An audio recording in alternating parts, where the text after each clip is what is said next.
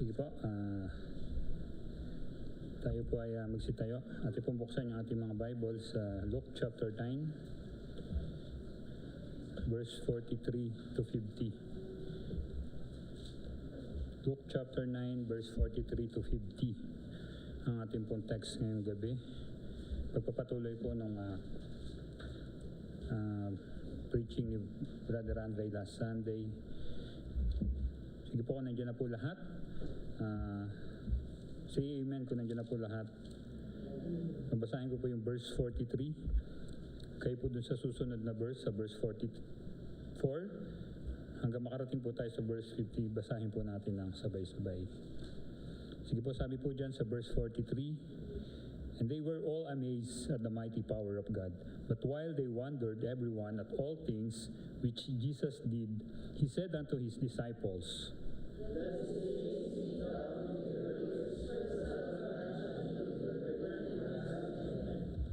But they understood not this saying, and it was hid from them, that they perceived it not, and they feared to ask him of that saying.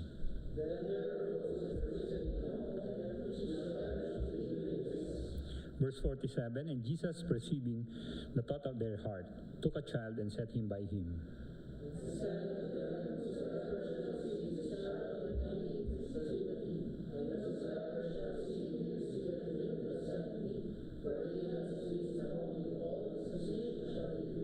And John answered and said, Master, we saw one casting out devils in thy name, and we forbade him, because he followeth not with us. Forbid him not, for he that is not against us is for us. Praise God upon the reading of His holy word. Tayo po sandali manalangin. O aming Diyos, na dakila at makapangyarihan sa lahat. Pinupuri, pinapasalamatan ka po namin muli, Lord, sa pagkakataon nito, Lord, na pinagkaloob niyo po sa amin. Bawat isa po na nandito. Salamat sa safety and protection po, Lord, na kami po ay muli mananambahan, mag-aaral po ng salita mo. Lord, nawa nga po, kayo nga po yung magturo sa bawat isa. Kayo po yung magpaunawa at magbukas sa aming mga puso't isipan na yung aming po mga pananambahan, pagtuturo, pag-aaral ay Lord, maging katanggap-tanggap po sa iyong harapan at salamat po na marami dito, Lord. Lahat po na ito ay aming sinasamo dinadalangin sa tanging pangalan ni Jesus. Amen. Sige po, tayo po pwede nang makaupo sa ating pong pasimula. Sabi dyan sa verse 43, sabi dyan, they were all amazed at the mighty power of God. So lahat po ay, sabi dyan, namangha sa kapangyarihan ng ating Diyos. So, ano nga ba yung konteksto nito? Last Sunday, tinuro ni Brother Andre yung kung paano pinalayas ng ating Panginoon yung masamang espiritu dito sa anak ng lalaki, yung only child ng isang lalaki na tinawag yung ating Panginoon na Master. So, dito, nakita natin kung paano yung ginawang pagpapalayas ng masamang espiritu dito sa bata ng ating Panginoong Hesus. Alam naman po natin yung ating Panginoon na every time na may gagawin siya or may gusto niyang kuhanin yung ating atensyon, gumagawa po siya ng mga himala, mga bagay na hindi po pangkaraniwan. At ito yung way niya para makuha yung ating atensyon o yung atensyon ng mga tao at maging ng kanyang mga disipulo. But after nung tagpo na yun, sabi dito sa verse 43, and they were all amazed the mighty power of God. Alam naman natin yung ating Panginoon, yun yung isa sa mga karakteristik niya, yung siya isang makapangyarihan at yung kapangyarihan na kaya niyang gawin kahit ano, na hindi nalilimitahan yung kapangyarihan ng ating Panginoon sa isang bagay. Pero dito sabi niya, but while they wondered everyone at all things which Jesus did, He said unto His disciples. So Pagkatapos ng pagkakataon na yon na mamangha yung mga tao, kahit maging yung kanyang mga disipulo, dun sa ginawa niyang pagpapalayas ng masamang espiritu dito sa bata na sinapian nga ng masamang espiritu, biglang iniba ng ating Panginoon yung kanyang topic o parang sabi niya dito, let this saying sink down into your ears, for the Son of Man shall be delivered into the hands of men. So nakita natin dito, although yung ating Panginoon is a great and powerful God, but at the same time, may nais siyang ituro, may nais siyang ipakita, ipahiwatig dito sa kanyang mga disipulo, dito sa mga tao na sumusubaybay doon sa kanyang pangangaral, sa kanyang paglilibot dito sa bayan ng Jerusalem. Nakita natin dito sa verse 43 to 45, nakita natin that the glory of God, but at the same time, nakita natin dito, yung napipinto niyang kamatayan o yung prophecy na naisulat sa Old Testament. Mababasa natin yan dun sa Psalms 22, buong chapter. And then makikita rin natin sa Daniel chapter 7. Nais nyo pong basahin nyo po para mas maintindihan nyo. Medyo mahaba pong ang pag-aaral. But dito, may gustong ipahiwatig ng ating Panginoon. May gusto siyang iparating. Hindi lamang sa panlabas na anyo or sa panlabas na sa mga himala nais masukat ng ating Panginoon yung pananampalataya nitong kanyang mga disipulo at ng iba pang mga tao na sumusunod, tumutunghay dun sa kanyang pangangaral at pagtuturo. But meron, ito yung mission ng ating Panginoon na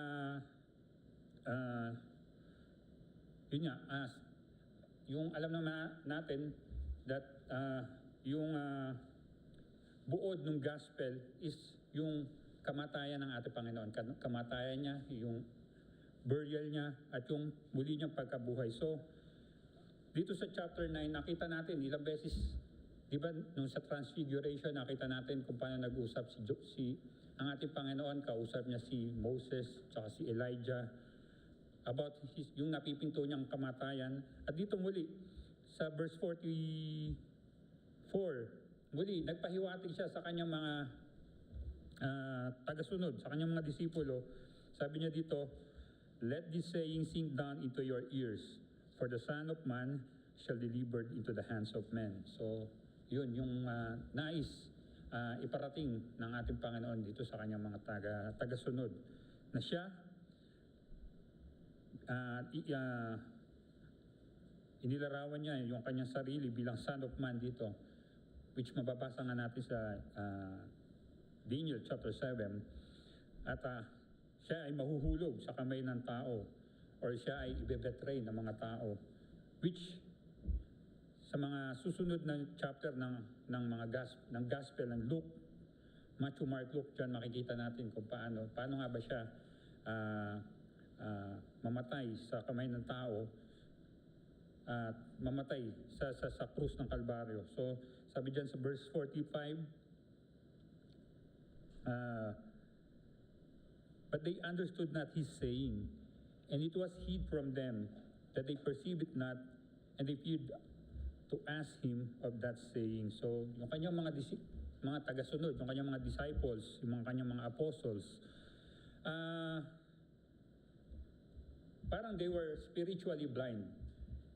May nais ipahiwatig ng ating Panginoon, hindi niya sinabing direkta to, pero bilang bilang mga tagasunod ng ating Panginoong Hesukristo, dapat whatever yung pinaparating sa atin o pinapahiwatig sa atin ng banal na Espiritu, dapat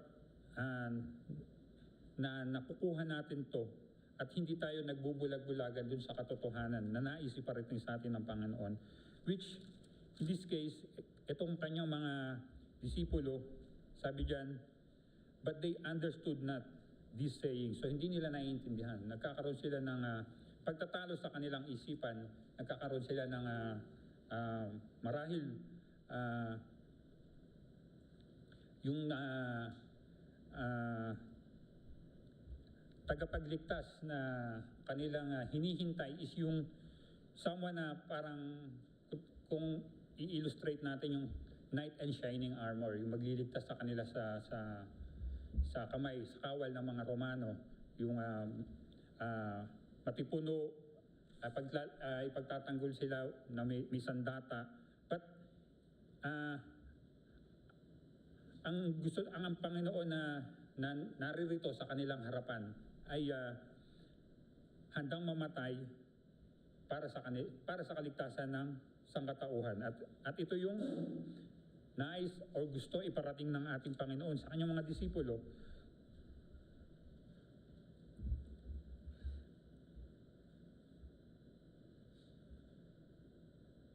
Sabi diyan sa verse 45,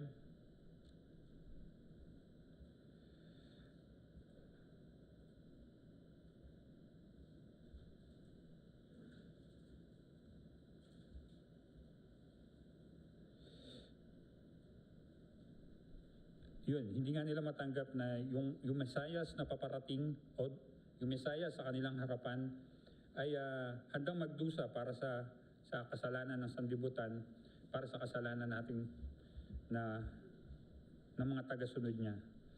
At yun, sa verse 46 makikita natin dito,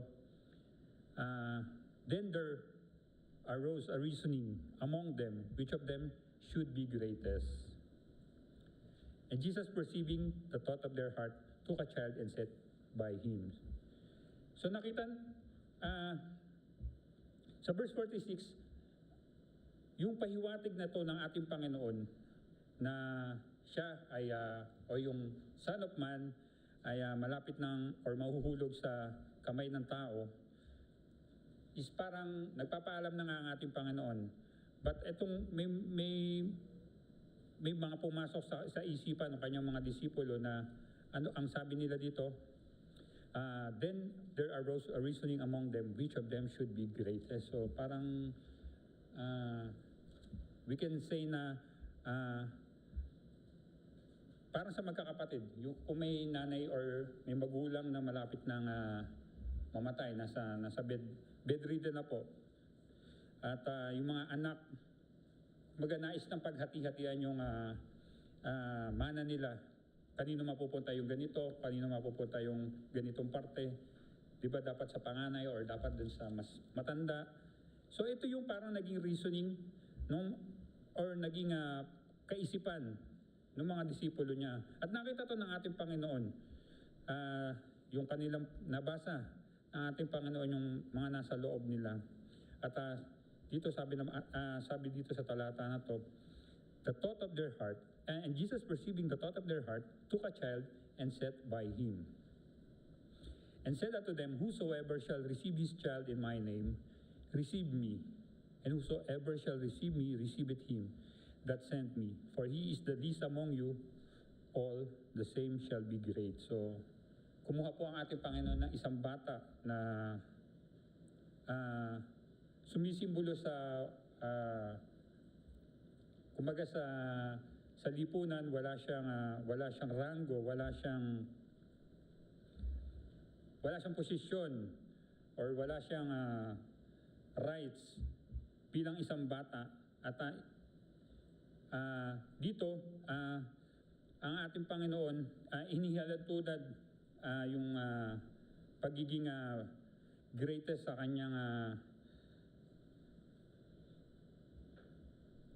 kanyang ministry o sa kanyang kaharian, sa paghahalin tulad nga sa isang bata na walang muwang or walang power, walang posisyon, walang pwedeng ipagmalaki. But sa verse, itinuturo ng ating Panginoon na sa kanyang kaharian, maaaring walang kapangyarihan itong bata at wala siyang anything na pwedeng sabihin na pwede natin ilagay yung faith natin sa bata na ito. But ang gusto ng ang Panginoon, sabi niya dito, ang tumanggap daw dito sa bata na ito ay kagaya ng parang tumanggap na rin sa ating Panginoong Hesukristo, at ang tumatanggap sa pangalan ni Jesus ay tumanggap din dun sa nagsugo sa ating Panginoong Hesukristo, which is yung ating Ama. Pinapakita dito na ang tao, prideful ang tao, at pero ang naisituro sa atin dito ng ating Panginoon ay yung picture of humility, kung saan hindi nakabase yung ating pagtanggap sa kung ano yung nakikita natin, kung mayroon bang posisyon, mayaman yung tao, or mayaman yung kung saan natin inilalagay yung ating faith sa isang bagay o sa isang tao. But which is ang nais ibigay or sabihin dito ng ating Panginoon na yun nga, itong bata bilang simbolo ng kababaan loob. Diyan sa verse 49, sabi diyan, "And John answered and said, Master, we saw one casting out devils in thy name, and we forbade him, because he followeth not with us." So, sabi dito si John, sabi niya sa ating Panginoon, nakakita rin siya ng isang tao na nagpapalayas din ng demonyo demonyo or ng masamang espiritu na nilulukuban ng espiritu sa ng isang tao. Sabi diyan, parang sinaway ni John itong tao na to, at dahil sabi diyan, because he followeth not with us. So not because hindi natin kasama or hindi natin kasama sa iisang church, hindi same yung ating church. Halimbawa, CBC MMI Sarja, or nakita natin sa ibang Baptist church or anything na nagtuturo ng about kay Jesus Christ, but hindi natin kasama. Doesn't mean na hindi natin sila kasama sa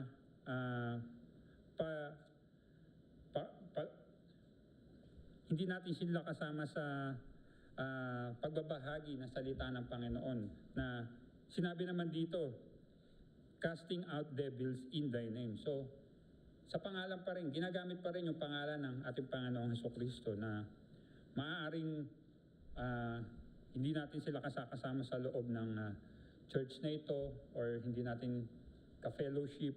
But at the same time, sabi ng ating Panginoon dito sa verse 50, "And Jesus said unto him, Forbid him not, for he that is not against us is for us." So, nakita natin dito na sabi ng Panginoon, kung hindi siya laban sa atin, siya ay para sa atin. Si John, kumbaga, iniba niya yung topic ng pangangaral ng ating Panginoon from kung paano maging mapagkumbaba, kung paano itinuro ng ating Panginoon yung kababaan loob dito. But at the same time, yung bagay na pinoint out niya sa ating Panginoon ay muli na-rebuke siya ng ating Panginoon sa bagay na dapat maging iisa, magiging unite yung ating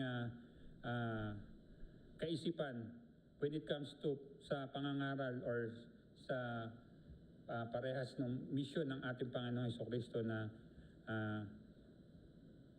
they are the same, na hindi yung ating Panginoon hindi against or hindi inaano yung pangalan ng ating Panginoon, hindi sinisiraan, but bagkos ay ginagamit sa kabutihan.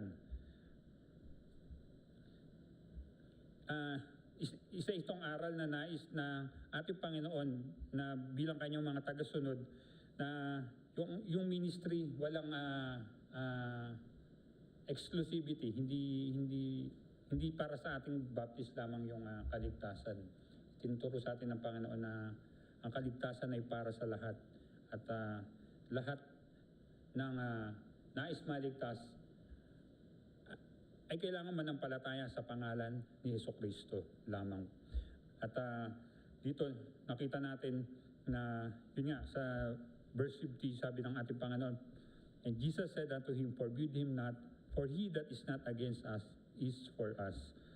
So nakita natin dyan na sa pag-aaral na ito, yung tunay na kadakilaan ng ating Panginoon ay nakikita dun sa ating pagiging humble o yung ating pagkakaroon ng kababaan ng loob. At yung mission po ng ating Panginoong Hesukristo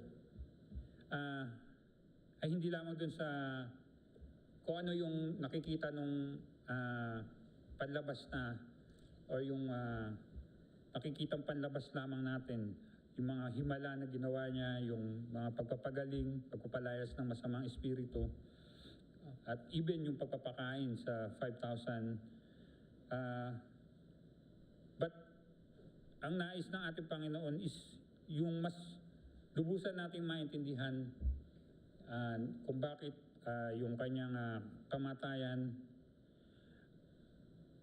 or yung kanyang pagdating, yung kanyang tunay na misyon dito sa yung bakit siya isinugo ng Ama ay para tayo ay sigipin sa kasalanan or sa tiyak na kamatayan sa pamamagitan po ng kanyang kamatayan sa krus ng Kalbaryo. At yun ang gawain po ng ating Panginoon ay hindi limitado po sa isang grupo, sa isang sekta, sa isang denomination, but whoever, kung sino man po yung nais na tanggapin sa buong puso niya yung ating Panginoon, sila'y kasama ng ating Panginoon, kasama natin at hindi natin sila kalaban. At yun sa panghuli po, yung kaharian ng Diyos is kabaligtaran po dun sa pangunawa ng natin mga tao bilang mga tao na minsan yung way natin bilang mga tao hindi natin akala natin iyon yung tama, akala natin iyon yung makabubuti sa atin, but iba yung way o yung iba yung kagustuhan ng kalooban para sa atin ng Panginoon. Kaya yun sa ating pong pag-aaral nabasa natin dyan yung kapangyarihan ng Panginoong Hesukristo at kung paano siya or kung paano yung kanyang suffering ay magiging daan para sa kaligtasan po nating mga mananampalataya. At the same time, tayo bilang mga mananampalataya na tayo, prideful pa rin tayo. Nais pa rin natin tayo yung nasa itaas, tayo yung nasa posisyon, tayo yung famous. But dito itinuro sa atin ng Panginoon kung paano o ano yung tunay na greatest sa kanyang kaharian is yung magkaroon ng mababang loob o yung humility. At sa last na point natin yung kung paano dito itinama ng ating Panginoon si John na maaaring hindi natin siya kasama sa loob ng church na ito, maaaring hindi siya kasama ng ating Panginoon bilang kanyang mga tagasunod, pero ginagamit niya yung pangalan ng ating Panginoon sa kabutihan sa positive way, hindi sa negative way. Sabi ng ating Panginoon, forbid him not, huwag mo siyang sawayin, bagkus dahil hindi siya laban sa atin at bagkus siya ay para sa atin. So, yun lamang po at maraming salamat sa ating lahat. Sige po, tayo po ay magsitayo, tayo po ay manalangin. O aming Diyos na dakila at makapangyarihan sa lahat, Lord. Muli po, nagpapasalamat kami sa pagkakataon nito, Lord, for our short devotion. Nawa po sa bawat isa na nakapakinig ng salita mo, Lord. Nawa ito ay tumimo sa aming mga puso at isipan na hindi po ito ay pumasok po sa kabilang tenga at lumabas lamang po sa kabila. Bagkus mas sa puso po namin ito na ilagay na ang inyong pong mission sa mundong ito ay iligtas ang bawat isa, bawat nilalang na nais manampalataya sa iyo. At gumamit ka po ng mga ilustrasyon para ipakita sa amin bilang mga mananampalataya na hindi yung aming posisyon o hindi yung aming narating sa buhay yung magiging dahilan kung bakit magiging dakila kami sa iyong kaharian, but bagkus yung pagkakaroon ng mababang loob o yung humbleness sa inyong harapan, Panginoon. At ganun din, nagtuturo ka po na kung paano ang bawat isa na bumibigkas sa iyong pangalan, nananampalataya sa iyong pangalan, ay kasama namin at tagasunod mo rin. Salamat po ng marami, Lord, sa mga bagay na ito. At nawa po kayo po yung aming napurihan na pagsasalamatan at naitaas sa aming kalagitnaan. Salamat po na marami, lahat po na isamot dalangin sa pangalan ng Jesus. Amen.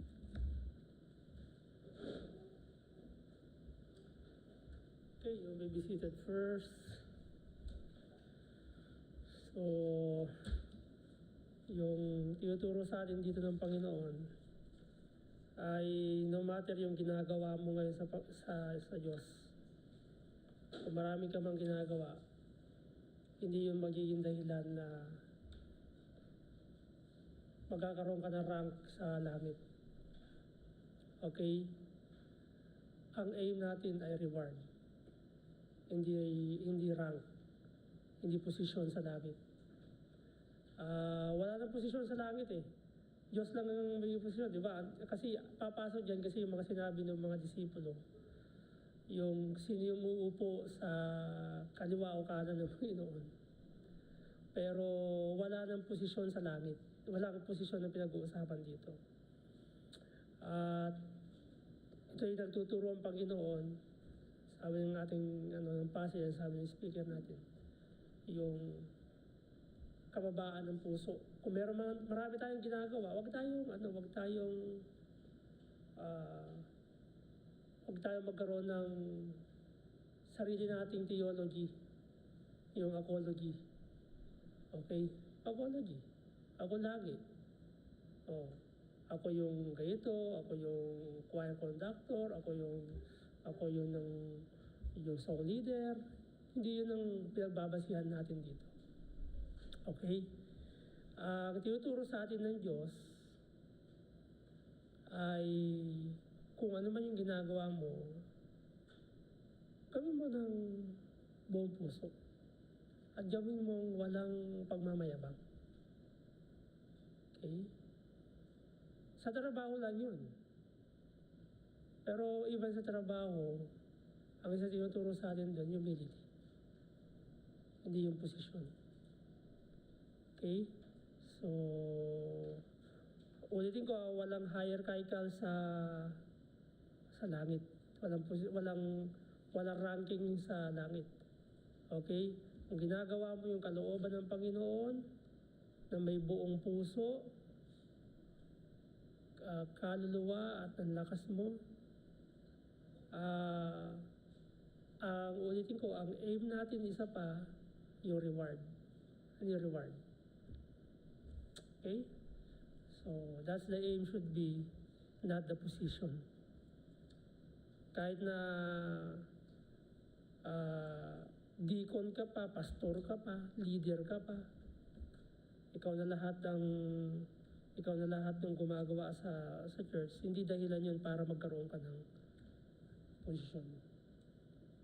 Ulitin ko, puso sa ministry. So, tayo po lahat ay dumako sa ating pong prayer request o prayer time. I should say, lagi magkaroon kayo ng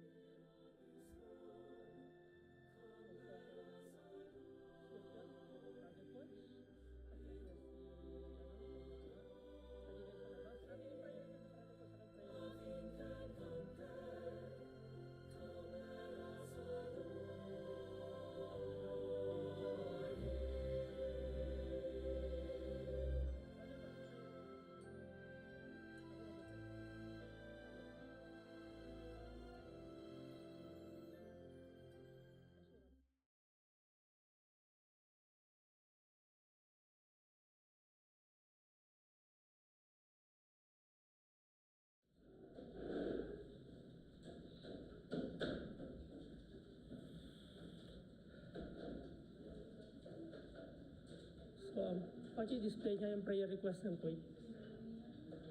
This is Sister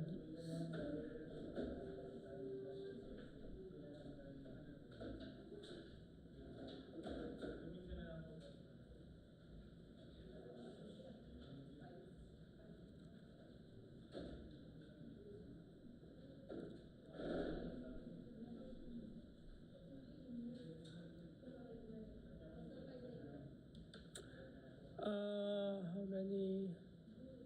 5. Please pray for brethren, at least 5 brethren prayer requests. Okay? So you may proceed now. Tayo ay magkaroon ng katahimikan sa ating pagpipray, and let's God move, or let's the Holy Spirit move in our prayer time.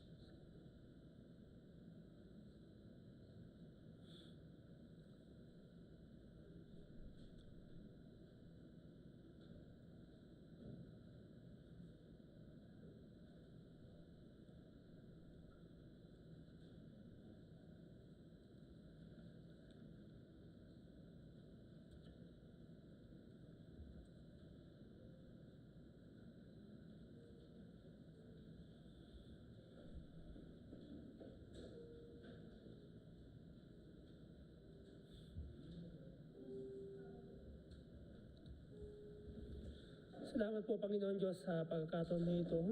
Isang pribileyo, Panginoon, sa amin na